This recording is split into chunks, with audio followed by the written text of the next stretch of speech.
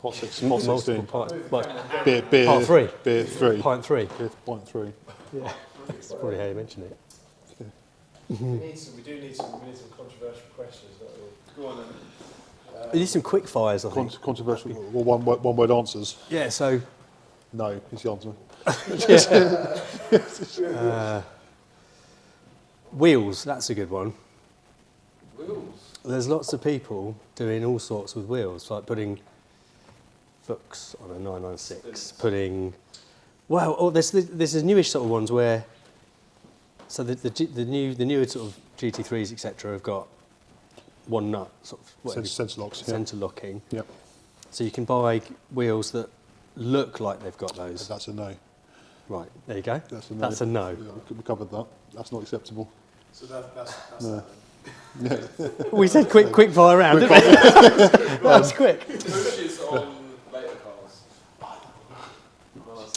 cars. I actually have a quote from you guys for a set, but not possibly for the same reasons, not necessarily looks, but they're a lighter wheel. So I was looking at a quicker acceleration and less I think it sprung mass. Is that it? It's sprung mass, yeah, the unsprung mass. Personally, I think it depends on the big picture, on the whole car. If it suits the car, we've got 996 in the moment with books on. Does it look good? And it does. It's got ducktail as well, which, yeah, it looks right. It looks What colour is it? black with gold. Black. The wheels are gold. The wheels are gold. Wheels are gold, which That's another yes no, isn't it? On paper, yeah, I agree, but actually the effect is good. I think black and gold works. Black and gold definitely. Yeah, exactly, it does. Yeah, and it's got to go faster stripe on the bonnet, which again, Up the middle. it's sort of slightly off centre, but it doesn't. I can see what I can see what you're thinking. It doesn't. That doesn't sound right. It doesn't sound right, but actually it does. It does. But it does work. It does work. Yeah. Black and red works as well. Yeah. Or hang on then, with wheels again, the outer rim colour coded to the car. No. I don't know. No. I agree with you on that. I'm not a fan. No, I think. I saw recently a video of someone that was a shark blue or a voodoo blue GT3 901 with just had the wheels down the back. I can't remember who did it, but I thought it reminds me of those things you used to get to stop you scuffing your wheels. Yeah, exactly. It's I personally not a fan. It wasn't. No, I'm not a fan. No. So that's no to centre locks I think it's and no to the who? BBS's 964. Yeah, no, I think that works. I think again. Yeah. Again, it depends on the. Set BBS's? How much? Ask the salesman over there. I don't know. Yes. That's it. Yeah. Again, I think it depends on the big picture. If the car deserves it, if it's lowered and it's got the right stance, then yeah, it will tick the boxes. But if it's on stilts and it's got a target top, it probably won't work. No. That's very true, actually. That's very true. Yes. I've actually looked around for this before because I was sort of wanting a way of online putting the wheels on the car. You know, so you can kind of have a car build, like a mock-up. Yeah, there's a few kind of, well, not a few. I didn't see it. Yeah, usually guys should do that. Yeah, 100%. Yeah, like say, yeah. Not take a picture of your car, but literally Build your car. it's a side It's like a car, shot, You buy the car, you can. Yeah, you can. Yeah, like a car configurator. Yeah, like the configurator. Yeah, That's quite a good idea, actually. because it's really difficult to sort of, you can look at a wheel and go, that just looks It's brilliant. hard to visualise, isn't it? And then you spend 5+ K and you've got them rubbered up and you're looking at and then you're on the car and you go, oh god, that was an error. I think Some way of doing that would be interesting. then again, generally speaking, it's on Instagram, isn't it? Just type in Porsche BBS. I'm sure something You're way ahead of me, man. is. I'm not down with the kids enough to know how to use Instagram properly. I'm constantly getting that wrong. Porsche, are you on Instagram? Badly. I think we're there-ish. But I've never managed to do it right. No. Talking about colours of a car, what colour would you go for? What colour would you avoid? Obviously, I go for a black car. Black cars get filthy, though, don't they? But I would personally avoid the like ox blood red interior. yes, yeah. I've seen a few for sale. We've got 968 at the moment with that. It isn't my bag. I mean, it just looks like there's been a knife fight in your car. It's not my thing at all. And what else? And also, I suppose, it looks lovely, like a nice sort of beige, but then all the bolsters get blue with people getting in and out with jeans. It's, yeah. I mean, but again, horrible, don't talk about Teslas, but you can pay extra for a white interior. I was like, why would you do that? No. Unfortunately.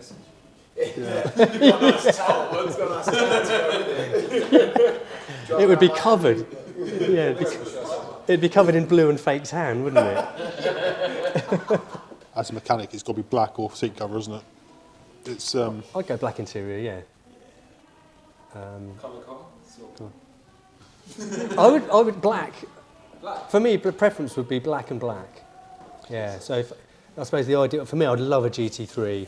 So for me, the spec would be either white and black interior, Club Sport, or black Club Sport. it depends on the car, doesn't it? Some cars are suited by different colours. Probably on the early cars, yeah. But then if you look at Speed Yellow, GT4 or GT3 or something like that, they look the nuts. There's not many about, white. is there? No, exactly, and or Viper Green on certain models. If you look at our car park at the moment, every car there is silver, black, or grey. 996, 997 Boxster. We get the occasional red one, which is they always look good. God's red. I think if the car's Larry, you can get away with it being a Larry colour. Yeah, but 911 is cool. Yeah, but I mean, if it's like an RS, GT3 RS, Yeah, you can go lava orange, or Viper, or yellow, because it just looks crazy. I agree. Whereas if it's a standard, I don't think I'd want a C4S in Viper green. No, probably not. No, it wouldn't suit that particular car. But it's different. It's different ages, isn't it, as well? Because whereas the 964 does look good in Viper green, Yes. and it's Yeah, still a standard Carrera 2. Yours is C4S, I know, but it's still a standard, Yeah. Stock car, if you like. Yeah. But it That's a good suits point. it suits that car, doesn't it? Yeah. That was for RS you had. That's maritime blue, maritime blue, which is yeah, that really suits the car. How much did that go for? Went to auction. I can't remember the exact figure. I think it was just shy of 150. Was it? It's in Mexico. Went to Mexico. Went to Mexico. Wow. Did it really? Oh God, wow. Yeah. Yep. And cool plate. Did the plate go with it as well? No, the plate was retained. I only kept the plate. Oh, okay. Yeah. So, And are you superstitious about the car? Is there a colour car that you would avoid? Like, I'm very superstitious about. My mum was told not to let your son drive a red car, so I'll never buy a red car. Are you superstitious about cars? Or is there any superstitions around cars that you would avoid something because you think, hang on a minute, I'm a bit superstitious about it? I personally, again, it comes back to the whole kind of preference thing, doesn't it? I'm not a Guards red fan on a modern car. So the old sort of 964s, 944s in Guards red just looks right. Yeah. But I don't think I'd want, there's quite a few GT3s actually at the moment, in the two different versions of the red. There's a Guards red and something else red. I forget the other But colour. it's- Yeah, they're not my thing.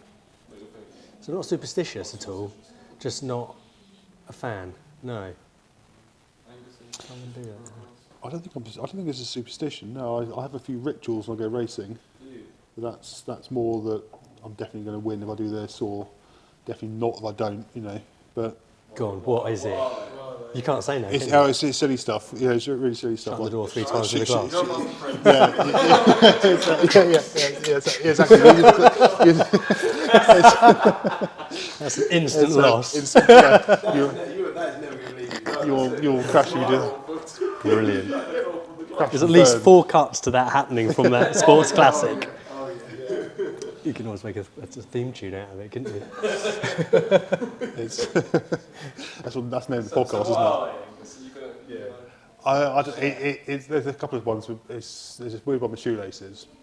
Shoelaces have to be double locked, double knotted, because otherwise they will come undone and cause a problem. The main one's when you're on the grids, you've got to check it's in first gear about 30 times, even though you know it is. I'll do that at roundabouts. Introduce. Just at lights. I don't know. There's a few things. Yeah. Yeah. But I wouldn't say it's superstitious, but it's more if I don't, yeah, habit slash nervous tension. Yeah. Yeah, that's a good one. Is it going to help me? Yeah, exactly. Yeah, if you don't, it worked once. It's going to have to do. It's going to work. Yeah, lucky pants. Lucky pants. Yeah. So then, go back to AMS as a business. You've got how many technicians now? So there's four plus me, plus Georgia in the office. Georgia's pretty recent. She's a new addition. Yep. All the customers seem to be very receptive, and she's blended in well. Yeah. Does that help you alleviate a bit more time for you to do other things? Because you're very hands-on, aren't you? 100%. I mean, before she came along, I was front of house, back of house, middle of house, on the roof. You know, I was literally everything. And what's he doing up there? Just sat there with a beer with a hammer. Yeah, just fixing the gutters. You joke about it. If you come to AMS like Robbie did AMS, you go there and it's stacked out all the time. Yeah, You're a popular garage, you do a good job, but you can't be everywhere at one time. So The problem is, if you've got, for argument, I think I counted before I came here, I counted yesterday, there's 42 cars on site at the moment, which is mad. And that means there's 42 customers, or 42 owners, not necessarily needing daily updates, but there's 42 cars you've got to talk to you about parts with, talk to Porsche about this with, speak to the owners, and it obviously time evaporates.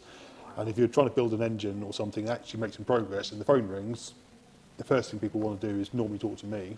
And now George is in the office, she filters and organises me, and she puts me in my place basically, and Tells you what's what. tells me what's what, and keeps customers up to date and all the stuff that needs to happen, but not necessarily by me. And that's where she's been a real benefit. Yeah. So you're primarily building engines. That's your. Yeah, I mean, I'm still jumping here, there, and everywhere, Yeah. diagnosing. Trying to help the guys, and there's always something. And don't get me wrong, I still have to be customer facing as well. But what I enjoy is building engines, and I normally work Saturdays. If I'm not racing, I work Saturdays.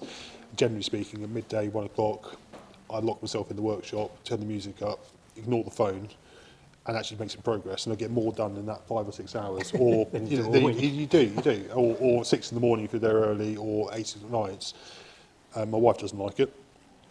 It's not great. You've got to do a bit of work-life balance, but that's actually when you achieve stuff, because you can focus. If you've got a problematic car, and it's that age-old saying, the customer rings up looking for an update, and you stop working on the car to go and tell them you haven't done it yet. Exactly. Yeah. It's just, I'll call you, please. I will call you.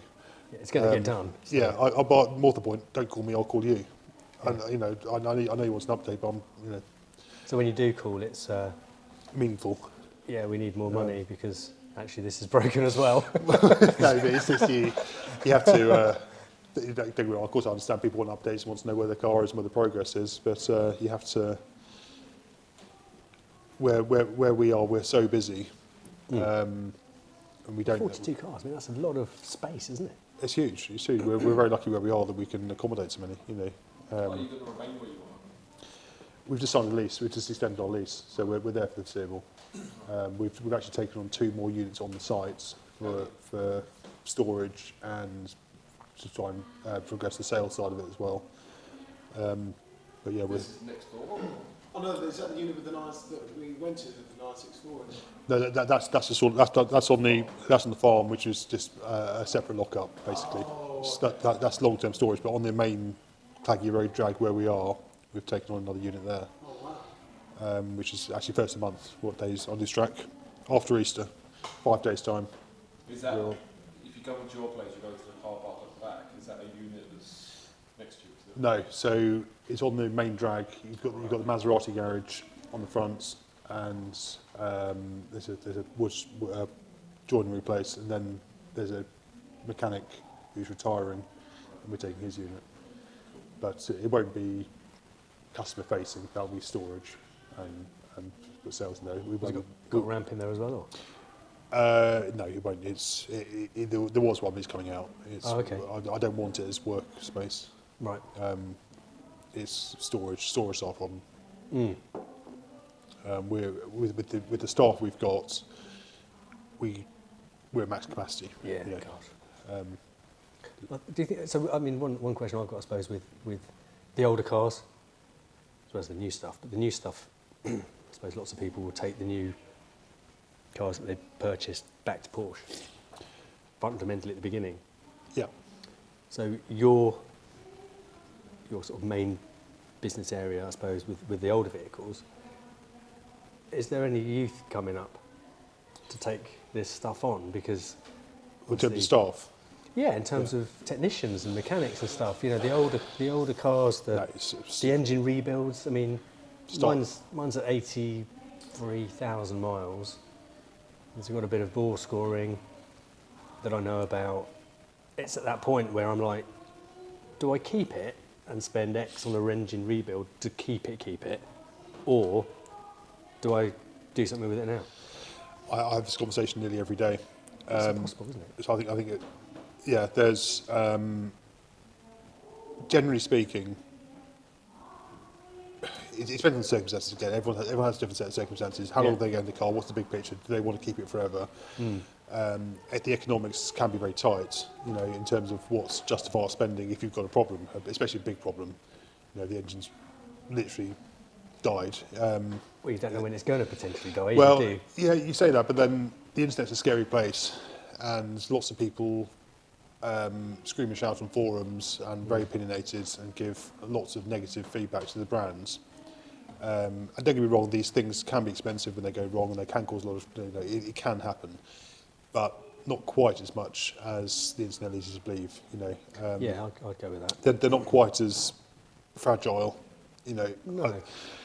it's very tricky because yes, if your engine grenades itself, it's going to be a big problem financially. It might be the end of the car. It might certainly be uneconomical, and it might be a big decision for the future of that thing. But there's so many cars that don't have these problems, and I have so many prospective buyers call us up for a bit of advice and everything, and you can almost hear in their voice. We can hear in their voice. They're so scared before they've even bought the car that it's going to be a problem.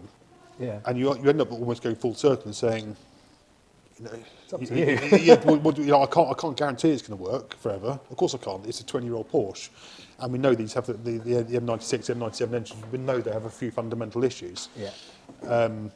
Maintenance, yes, we can do a pre-purchase inspection. We can say, yeah, it needs brake lines, shock absorbers, etc., etc., etc.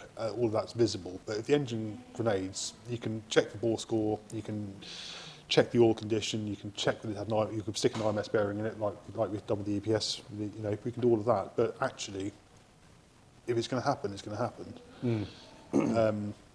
But that's if it's not, you know, people aren't warming them up properly or Well, looking after them. I use this analogy, and it's going to sound ridiculous, but I always say cancer. So if you smoke 70 cigarettes a day, I'm exaggerating, you know, smoke 30 cigarettes a day, eat rubbish foods, don't do any exercise, statistically you're high risk for cancer or whatever. So if you put out the Porsche thing, if you start your engine, drive it as intended, use decent oils, all this kind of stuff, you're reducing the risk of having these problems. Maximising life. Maximising life, exactly. Yeah, and you're doing everything you can. So stop smoking, go to the gym, lose a bit of weight, don't drink lovely beer. But you know what I mean. You're doing everything. Look after yourself, yeah, and look after your Porsche, shall we say, if we want to use that analogy. And you're doing everything you can to minimise the risk. But ultimately, if you're going to get cancer, it might just happen, and it can. And and you know, so if you're buying a car, yeah, if you buy one that's got bore scoring, you can do all these checks before. Yeah, obviously you've already got cancer, but you can buy a low mileage car that's been garage screens, And just have more problems. and it still can happen. So you can't. You know, I'm not 100% sure what point I'm trying to make here. The point is, It's unknown, really. It's slightly unknown. It's a bit of a thing, but if it's going to ruin your enjoyment of the car, then firstly, don't spend too much time on the internet because there's never anything positive on there. Yeah. You go on all the forums. No one ever writes on there to say, "Yeah, my engine's fine," or Yeah. you know, they always say it's That's it. doom and gloom. There's And always doom and there's all these hilarious people that all they say is IMS, you know, all this stuff. gloom. It's just the number of forums you read. It's over the top, isn't it, really? It gets boring, to be honest with you. Yeah. It's not really any And, good. and it's scaremongering, most of these cars are bought by people who, obviously, there's people with different circumstances, but generally speaking, they're people who've saved up a lot of money. They're not cheap cars, and they're a lifelong dream. But they're good fun. Yeah, of course they are. That's the whole point. You know, if it's not, and that's the point I'm trying to make. If it's not fun, if you're of nervous disposition, choose your model. You know, Yeah. choose the car wisely. If you've got an appetite for risk, then a 25-year-old Porsche, fine. If you've got no sense of humour, and I hate to say it, but no budget for maintenance and which potential calamity, you know, if it's going to grenade, it's going to grenade. Yeah. And yes, it might cost more than the car's worth, or economically upset the seesaw. It can do indeed, yeah. And if you can't take that on board at the start, You've got to love it. yeah, That's the bottom line, isn't it? exactly. If you love it and you enjoy it, then you're driving a Porsche 911. What more do you want in life? Well, that can be another quick. Any classic car, right, you have to expect to spend some money on the car. Yeah, of course. You know, there's, you know, as we said before, it depends on the model, obviously, but a lot of these cars are really of age, and it's not unusual to get a car that someone's just bought. They think it's, you know, it's got legitimate MOT, it's got service history from wherever, it doesn't matter, but it still needs £5 worth of parts plus labour. That's the false economy, isn't it, with lots of cars that are on things like Auto Trader at the moment. Reasonable within budget from a project perspective. And then before you know it, you're in deep with everything that needs doing. Loads, all the perishables. We always with older cars, we always recommend a PPI. You know, pre-purchase inspection by someone who knows the car, you know, knows the products. Do you go out and do those as a business? Thank you. Oh, food. Oh, that looks good. We don't, to be honest with you. We get, the car comes to us, we do it. So you've got a specific supplier, as it were, for pre-purchase inspections, or? No, I'm sorry. I'm saying When you're selling? customers bring cars to us for inspection. Oh, right. They bring them to you. Okay. And people selling the cars bring them to us for inspection. And we always recommend that because, yeah, it might cost 200 or 300 quid, depending on transport and what have you. But generally speaking, if you're making a purchase of, It's you know, no-brainer, it's isn't it? no-brainer. And, you know, Well worth doing. knowledge is power, isn't it?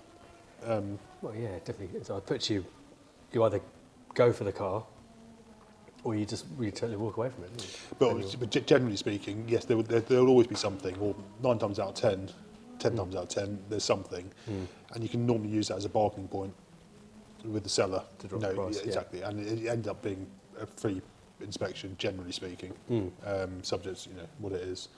But if it's mint, it's perfect, then great. 200 quid's worth spending, isn't it? Just to know that. Yeah. We get some cars that are, let's just say, shiny on the surface, look very, very nice in the photo, And then and then you think, wow, I need to go on to design 911. You know, we've got a little list here. Yes. Little list. Yeah.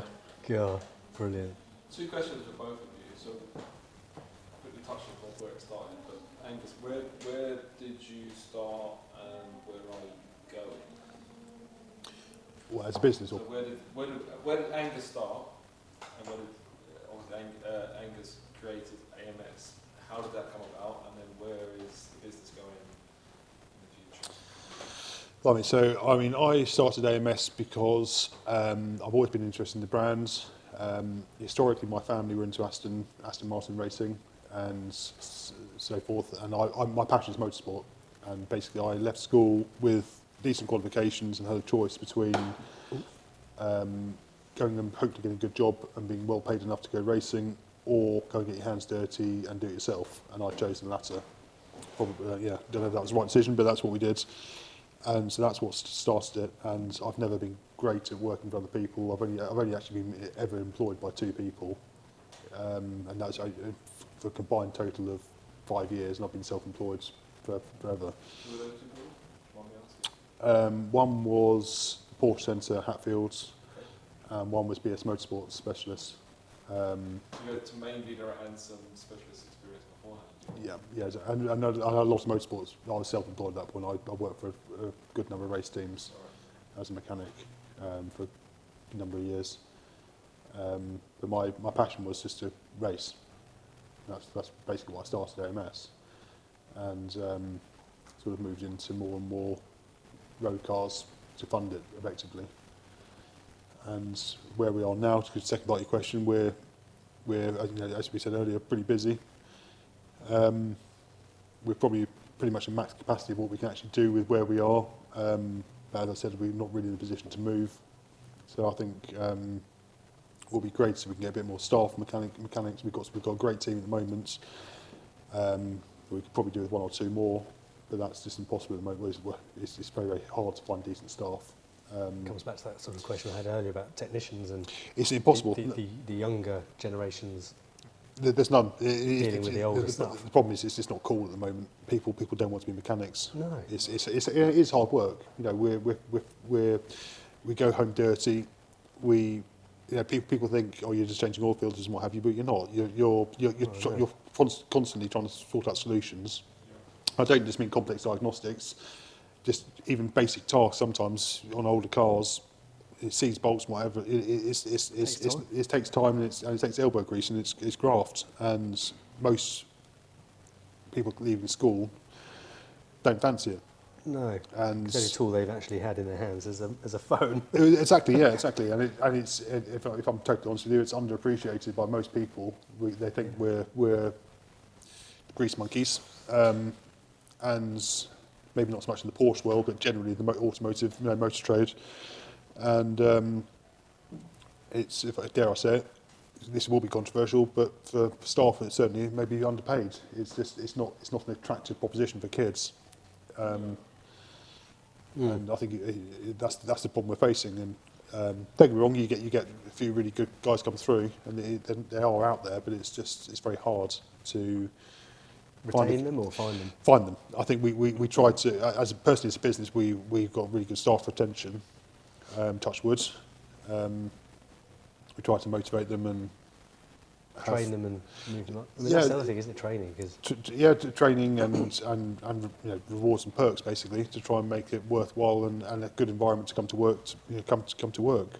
Try to be not too. So if you work, say you come out of college or whatever, and you're doing a placement with, you mentioned Porsche Hatfield, as a technician there, you won't be working on anything probably older than 2012.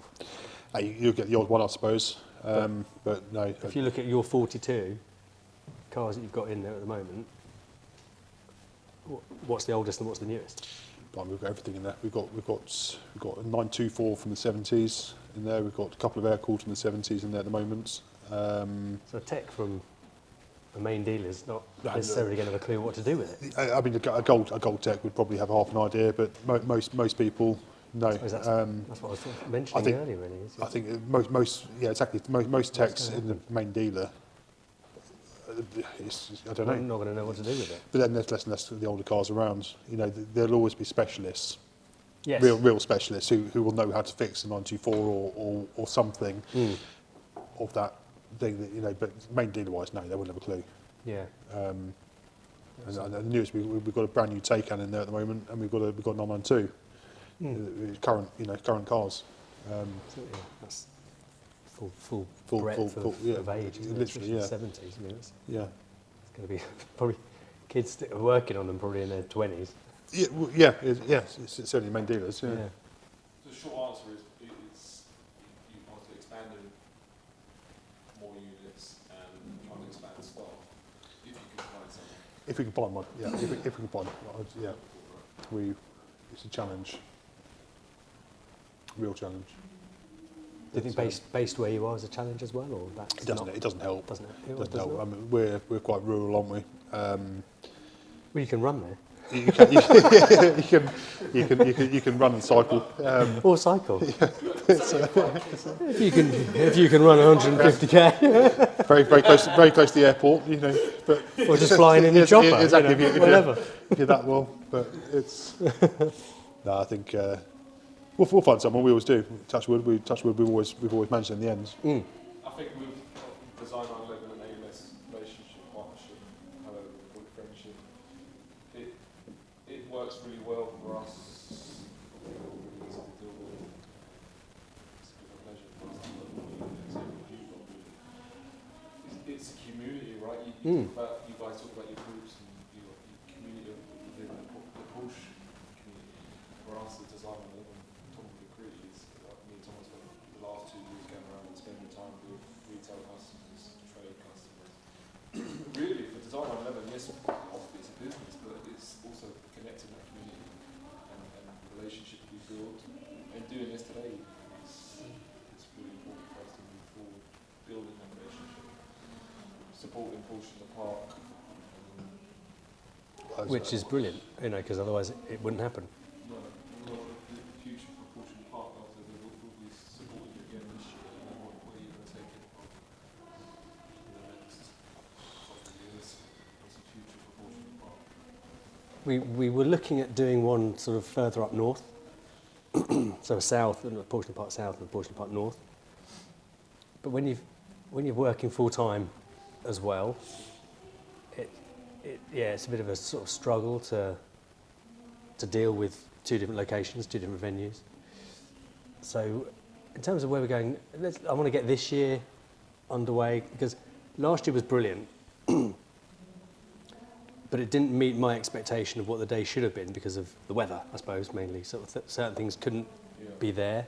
So this year I want to make sure that, as far as we can, get everyone that's should be coming to be there, like, you know, a double-decker gaming bus that we've got for the small petrol heads with some racing simulators. They're pretty cool. And that would be great to keep the kids entertained, you know, live music, different food vendors from local areas. Just to make it a bit more of a day, you know, fun Porsche day.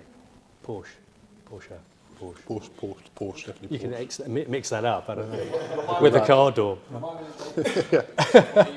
21st, July 21st, Sunday. What time does the gates open? What time do people walk up? So display cars from 8:30, and then visitors 10:30 until whenever we finish. Yeah, basically, yeah. So yeah, hopefully it'll be good, another good day. It's a great venue. I mean, it's just a wonderful manor house, loads of hard standing parking, so you're not on grass. If it does rain, you know, that's not an issue. So it's a great backdrop. So people, you know, we all love taking pictures of cars, especially the Porsche. And, you know, yeah, Tom's like that, yeah. And it's or not. If you ask me, I think there's no exceptions wrong. Back to max power. Max power time, yeah. Centerfolds. But yeah, no, it's just a great place. It's a great venue. So, you know, in terms of where next, I don't know. Lots of people say, you know, surely you want to double up, or you want 1,000 cars there. I'm not actually bothered how many cars come. It's about the people that drive them, that want to come, and that's what makes it kind of all happen. And sponsors, that's key to financing it, because it's quite eye-watering when you're kind of bankrolling it yourself and thinking, oh my God, hopefully this is going to pay off, because I've just got to cover the bills. Yeah. So yeah, it's not designed for profit at all. It was designed purely to be a day of Porsche. You know, there's great other events. You know, there's Porsche by the Lake. That's great. That's almost sold out, I think, this year. Boxing Gas is fantastic. I love that. That was a really good show, but it was almost like an exhibition. Not that it's controversial again, I suppose, but you know, there was amazing cars that you would never probably see unless you were there. And I suppose Porsche Park isn't really like that. It's more of a drivers come and enjoy the day with motocross and other things. where it's going or to go next year, watch the space, see what happens. Have no definite answer to what's next. Gets I was, loose, You've got some other stuff as well. You told me you drives to France or Belgium. yes, I suppose pre-COVID, we used to do little European tours every year. Do like the Nürburgring and just drive around the Fulker Pass, all the great passes I've done. Where did we go? Rheims. Yeah, Yeah. that was. I went in with Day trip. I mean, that was early. Yeah, that was. Yeah, Crazy. to crunch everything into that. No, well, I haven't got to bed yet. Yeah, No, that was incredible. Just all those cars. People, like you say, it's with the people. And it's cars, I mean, the biggest enemy I've got, and you've probably got the same as well, is time. You want to do all these things, but the reality of doing them is quite tricky. If you say someone wants to go, I want to go to the Nürburgring, right? It's going to take you a full solid 2 days really to get there. Because if you get there in one foul swoop, when you get there, you're done. You're knackered. You don't want to be driving around that track. So you need time to get yourself down there. So that on its own, realistically, a kind of a tour of some really nice roads in that vicinity, you're looking at 7 to 8 days with 6, 7, 8 hours a day driving.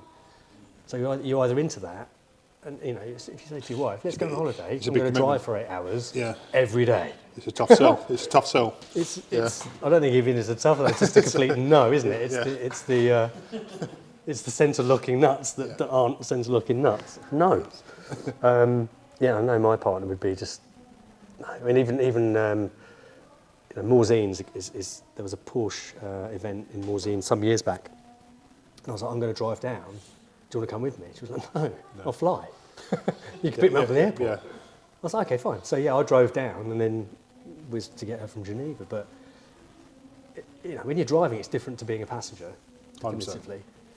But the views, the Redbourne Porsche Club are doing a group drive out 2025, but I think it's 8 or 9 days, and it's going to be amazing. But that's for somebody working full time, that's a holiday. I've got I've got 2 kids, partner. Trying to factor all that in is tough. And I'd love to do more tours. That was another thing I'd love to be able to get involved with. Is once you've done some of these loops and you've driven it, you think, oh come on, a few guys, we'll go and do it. But setting that up, hotels, accommodation, amount of driving, getting everything organised, that's a full-time job. So that's kind of taken a bit of a back burner. So that's where, I suppose, in another way, Porsche Park kind of kicked into. That's something I can do. Single to day focus thing. on one day. Especially if you say it's family orientated, you can get the wife and the You can children do the involved. Yeah, there's things to do. Exactly. We did cornhole. I don't know if you saw on the video. There's an American game where you just have these 2 big boards with a hole in, and you just throw beanbags into the hole, and it's just a great little game on a lawn in the sun with a beer. So we kind of bought a few of those in, put Porsche in the Park on them, and the kids were just loving it. Kids love it. So you can just almost leave the kids doing that, whilst you go around and Look at the shiny things. and talk to people, yeah. So, yeah, all good fun. Yeah, and it's just good fun. It's not a job, is it? It's like, my dad said before he buggered off, when I say buggered off, died. It was, if you can do something that doesn't feel like work, then you don't have to work a day. You're halfway there, aren't you? Exactly. Yeah. And if you can do something like Porsche in the Park for me isn't work. Do you feel like that, Angus, when you're working with Porsches? Depends what day it is. Yeah. I'll be honest. I love How the many brands. phone calls you get? Yeah. You're a car park. That was under. Did you see that? Sweeping to. Subtle. It's not. Yeah, exactly. Me and Tony turn up at the park, it's just like... Tell the Christian. I don't know. It's. I feel the same as you. I mean, obviously, my passion is motorsport, so that's a Porsche-rated thing, and that's my hobby. So, I love the cars. I love working on most of the cars, and most of my customers I treat as friends. So we get on, and it's not just about it's obviously we're doing a job of service, but most of the time we can have a good laugh and chat, and it makes the day go a lot easier, shall we say. It's a lot more pleasant. It's a trust thing as well, isn't it? Though it's Of course it is, yeah. We try to build a relationship with people and try and be really transparent with different things we do to try and be honest and genuine with everyone. But yeah, I think sometimes I think like the RPOC, the Redbourne's things. I thought it was Wednesday night I could go and do that, and I actually think, no, you know what? I've done enough Porsche today. yeah. Yeah, but most of the time it's good. most of the time it's good. Yeah. Exactly. Yeah. Oh, chicken's getting cold. Yeah, go for it. Yeah. Yeah, cheers to that. That's teasing us, isn't it? I was going to say, you guys are moving. So where we? We're going to be. I'm going for a week.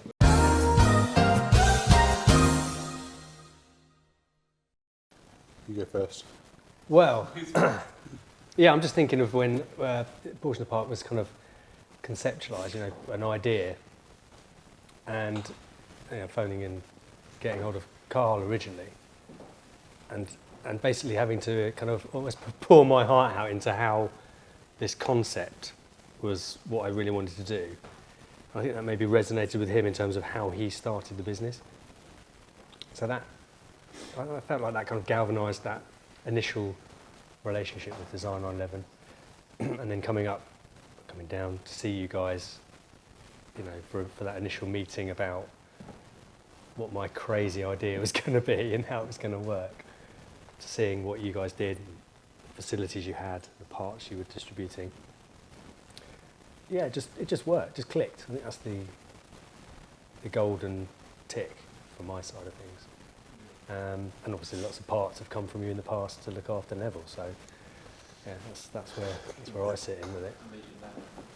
Meeting Nana. I can't believe you did that. Oh my god. Oh, do we need to sort of... Hilarious. We had a I feel like I haven't met Nana. we had an initial meeting where Tom was going to come down, we'll do some shots and get the venue and we'll do a little video. I was like, oh, cool. And I think we were either in front of me or behind me. And my phone was going off in the car. And I was like, I don't recognise that number.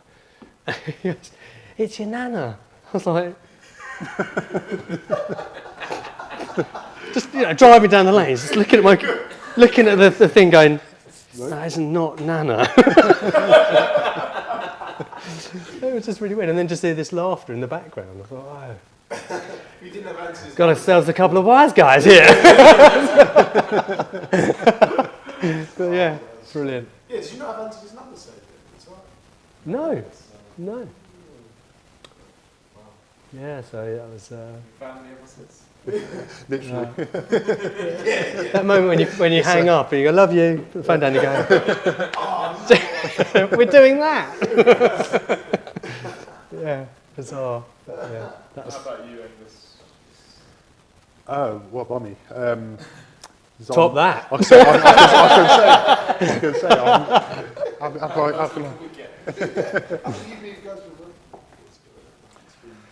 I lose track of time. Time just has that habit. I'm going to say multiple years, I don't know. 6, 7 years, 8 years, I don't know. We started dealing with trouble after I left our competitors. A rival. I didn't know Angus before then, no. Yeah, So I right. went to Design 11, set up the trade department, and then Angus was using us, but not really set up properly as a trade. Yeah, and then you moved over. Wasn't quite the scale we are now. Yeah. Yeah. How long ago was that? When you first set it up. Oh, we've been using it more longer than that, I think. Maybe not the scale we are now, but Yeah, maybe COVID times, maybe.